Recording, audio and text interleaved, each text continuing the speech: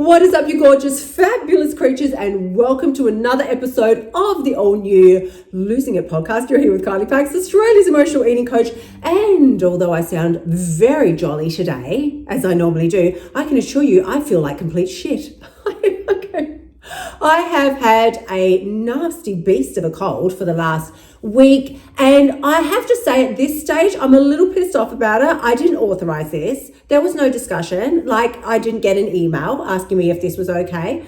No, so it just landed upon my doorstep. I'm not very happy about it, but I have been drinking lots of lemon juice and taking lots of vitamin C and spending a probably obscene amount of time rewatching Schitt's Creek on Netflix. And if any of you haven't watched it, then you just really need to zip on over. I was going to say zone on in, but I was going to say zip on over and enjoy it, because it is just such good fun. And that's what we're all about here on the podcast as well. So as I start talking a little crazy today, as I just did, that's probably why I'm a bit dosed up on all kinds of natural herbified things here at the moment. So we're just going to have a bit of fun today. But what I do want to bring to the table for discussion today is a topic that we get very shitty about in our lives, on our weight loss journey, and it is what to do when the scale doesn't move.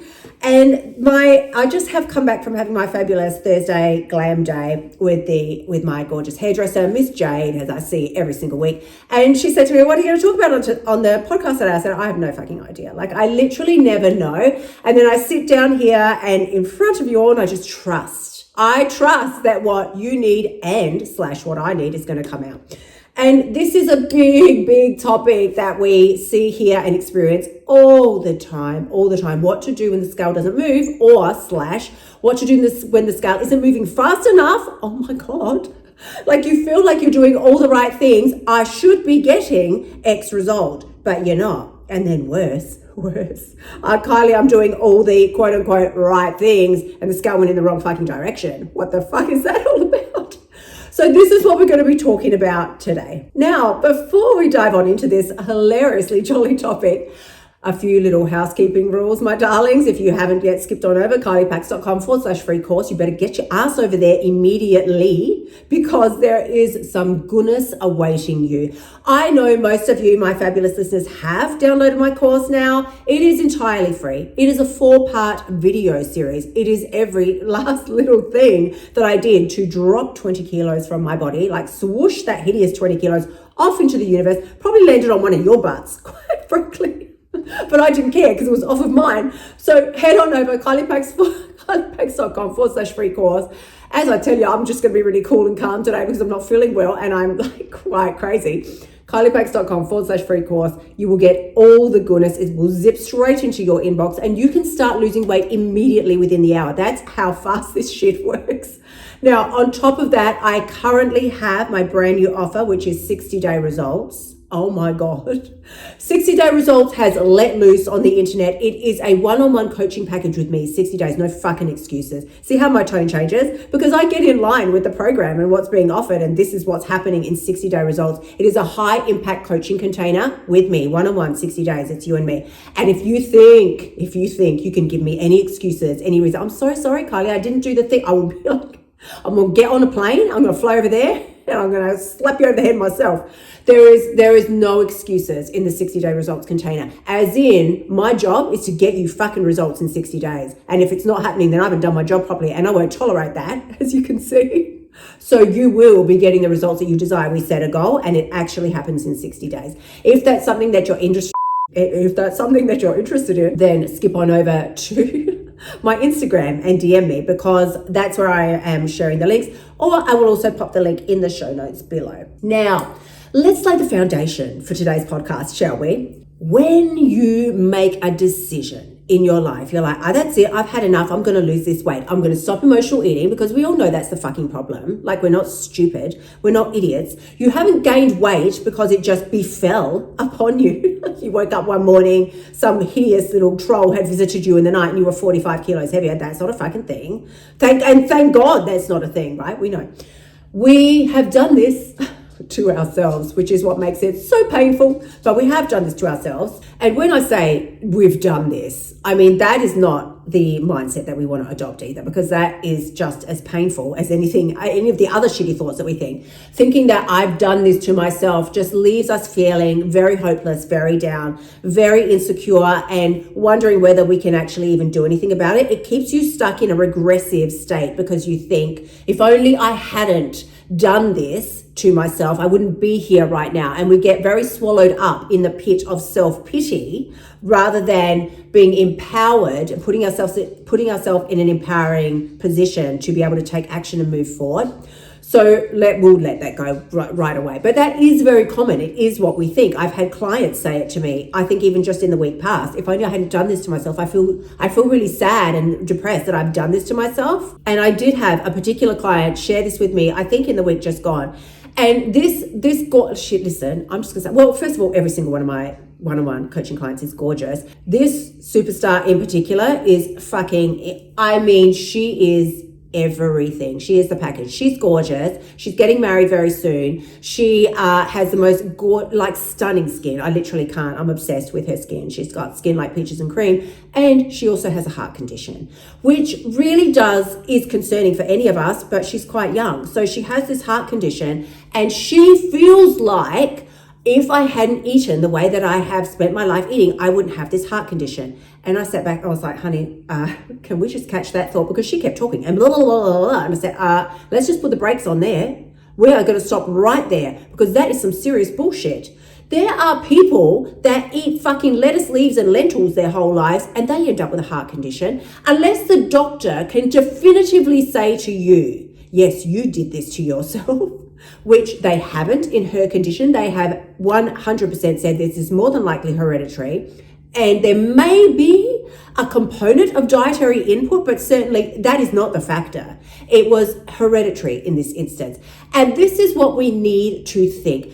Now, even if, let's just play devil's advocate, okay? Even if you did get raised on a diet of McDonald's and Coca-Cola, and then you ate KFC your whole entire life, and now you are struggling with your weight and do have medical conditions, still thinking to yourself, I did this to myself, is a bullshit way to take any action in your life. In fact, you're not going to take no action in your life if you are thinking those bullshit thoughts, because you are now the victim of who? Yourself. You are the victim of your damn self. How are you going to feel empowered to move forward and do anything when you're feeling all shitty about yourself? And it's because of you. Who was the perpetrator in that instance? You. How can you get away from that perpetrator? You fucking can't. So what can you do about it? Not very damn much.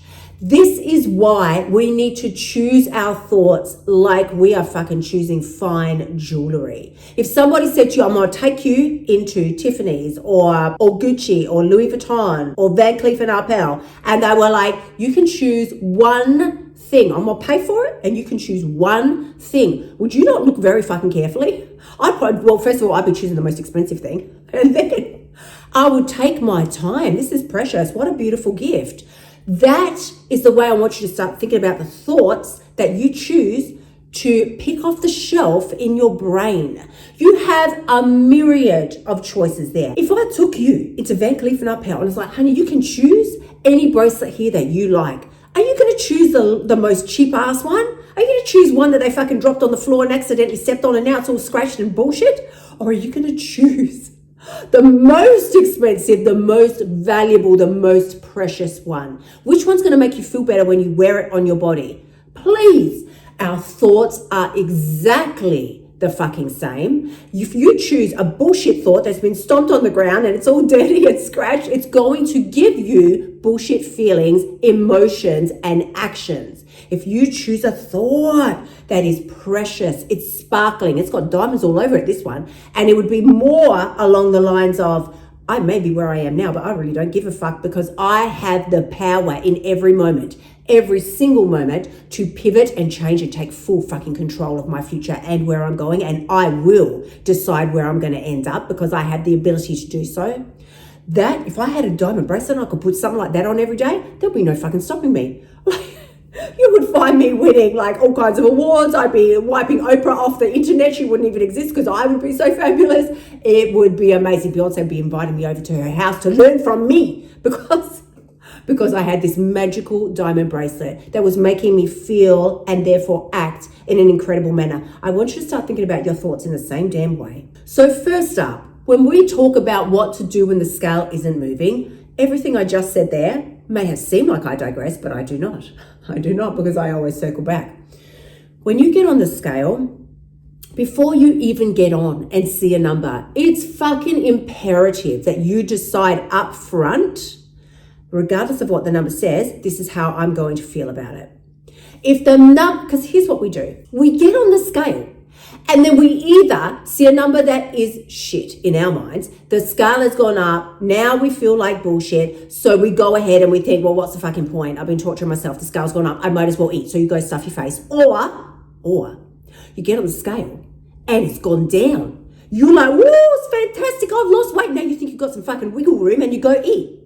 That is a lose-lose fucking situation. You cannot win in that scenario. So here's what I want you to do instead. Before you even get on the damn scale, you decide that you do not care what the number is. The number is literally nothing more than feedback. All that number is feedback for you to be able to decide what your next move should be along your journey. If the number has gone up, that is feedback to tell you, I'm sorry, honey, you need to take a look at the choices you've been making over the last week. Have they been in line with the eating codes? If you don't know what the fuck I'm talking about, kyliepax.com/free course. It's exactly what I did to lose 20 kilos.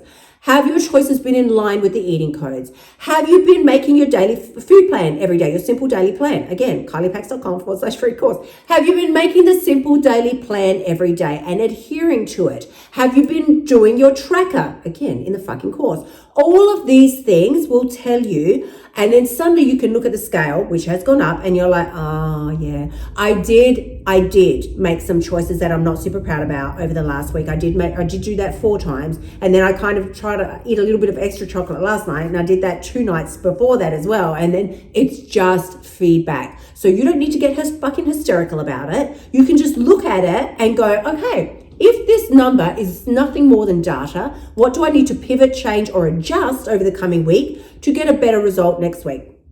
Now, let's flip that on its head, shall we? What if you get on the damn scale and the number's gone down? You're going to be so happy. Isn't that fantastic? You're going to let a number dictate how you feel for the day. Really great. But then whatever happens, listen, this is what used to happen with me as well. I would get on the scale, the number would go down, I'd be real happy. And then that happiness would last all of about 4.5 seconds before fear would kick in. And I'd be like, what if next week I get on and it goes up? Or what if I eat something today and it goes up? I would immediately start fearing it going back up.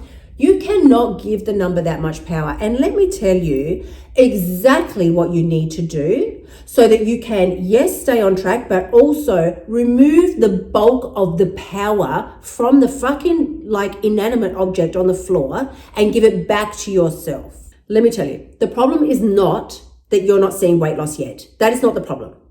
The problem is that you don't trust yourself to be committed to this journey long term. Therefore, time is an issue. I really hope you understand what I'm saying here. And I'm going to say it again for the people in the back who maybe don't really get it, don't really understand. Just let this sit with you, because the only reason that you're in such a fucking hurry to lose weight is because you don't trust yourself yet to be committed to this journey, no matter what it takes, for as long as it takes. So therefore, you feel like I can only do this for so long. I can only hack this for so long. So now time is an issue. Do you see what I'm saying? This is huge. This right here can change the entire trajectory and outcome of your weight loss. If you really decide and commit within your soul, I am the woman that will be compliant to what I say I'm going to do, regardless of what outside feedback I get from a scale, a person, or anything else. I'm committed to this for the long term. Then time is no longer an issue, because you know in your heart you're going to get there. Nothing can stop you.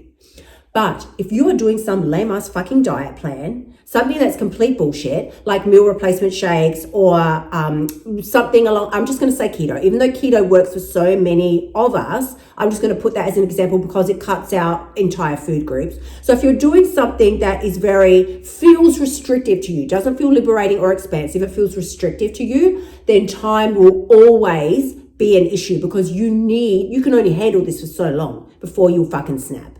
That is why you are struggling with needing to see the scale go down consistently every single week, because you have not yet decided on the woman that you are as a matter of integrity. Right now, you're taking an extremely micro look at your life, the situation, and your weight loss story. You know how we zoom in and zoom out on our phones? You are zoomed right fucking in. You have zoomed into the fucking pixels, and you are looking at this so closely that you are monitoring your life and your next action by a number on the scale. I want you to zoom back out. Zoom back out. Leave the fucking pixel in the dust.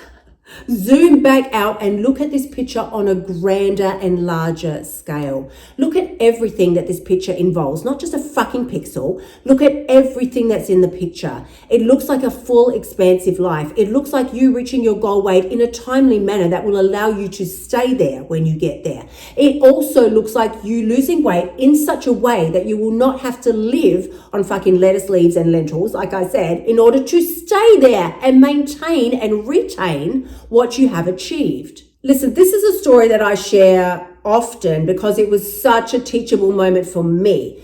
And it was about my journey with weight loss when I started again this year, because as you know, I've spoken about this 10 million times, that I lost 20 kilos and, you know, that's all fabulous. But then I had hormonal shifts and hormonal changes due to my age. And I had to have the Mirena put in because I was bleeding uncontrollably all the time. Like I was bleeding 3 weeks of the month. And it wouldn't stop. So I had the Mirena put in, which did solve that problem. But the backside of that, or the backside, that's a little saucy. The flip side of that was that I gained about 10 kilos, I reckon, all up, which was most unpleasant for me. So I started my journey again earlier this year. I had the Mirena removed, which was another horror story in itself. I had the Mirena removed. I joined a gym, which is something else that I've never been consistent with in my life because I never found one that I liked, and I just don't generally enjoy the gym. But I joined one and I started my weight loss journey. Again, I followed all my own teachings. I followed my eating codes. I did all the things. And I was at this gym working my ass off every single day. And I did this for 6 weeks and not one microgram of weight left my body. For 6 weeks. Really, you got to really feel what I'm saying. I know as people who've struggled with our weights, you can feel this, right? You feel my pain. 6 weeks, I was watching everything that I was eating. I was following my plans. I was doing all the things, working out, not one gram left my body. And at the 6 week mark, I decided in my soul, I said, I will not be beaten by this. If I have to spend the rest of my life exercising and never seeing the scale go down, I'll do it. I will do it because I simply refuse to give up. And it was at that moment that weight did start shifting from the very next week. But I tell you, the old version of me, I would have given up at day 3. In fact, I remember I worked out for 1 day and then I came home and I said to Phil, I didn't lose weight. Like I weighed myself the next day. I'm like, I didn't lose weight. And he's looking at me like I'm a complete fucking moron. He's like, why? What? Why do you think you would lose weight? You've worked out 1 day. Then I worked out for the first week and I said to him, babe, I didn't lose any weight this week. And again, he looked at me. He's like, you've got to be consistent with this. This is not a one-hit wonder. And that was where I really, really had to dig in and decide that I was going to be, yes, consistent, but also compliant to the things I said I was going to be consistent with.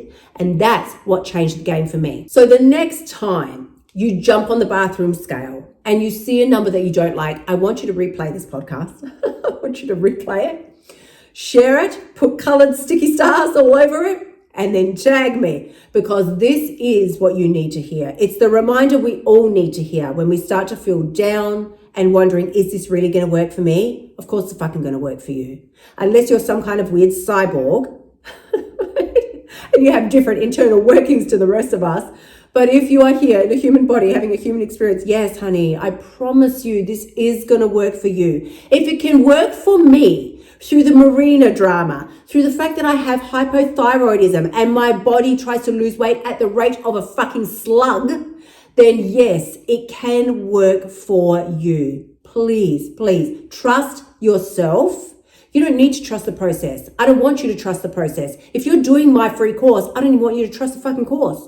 I want you to trust yourself, that you will not flake and you will not give up until you see the results that you want to see. So with that, my loves, I will say for everybody who is listening, please do feel free, if you feel so inclined, to drop a like, drop a comment, and or leave me a review. I would be so thrilled and excited because I don't give a shit, right, whether you leave a review or not, but it helps get this message out to more women. And this is why I'm so passionate about this, because when you give yourself permission to step up and change your life, you give another woman permission to do the same.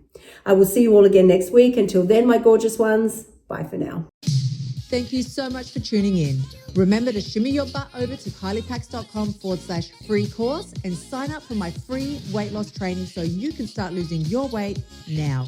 You'll also find helpful notes and resources in my past podcasts that will help you lose your weight without the BS diet drama. I'll see you next week.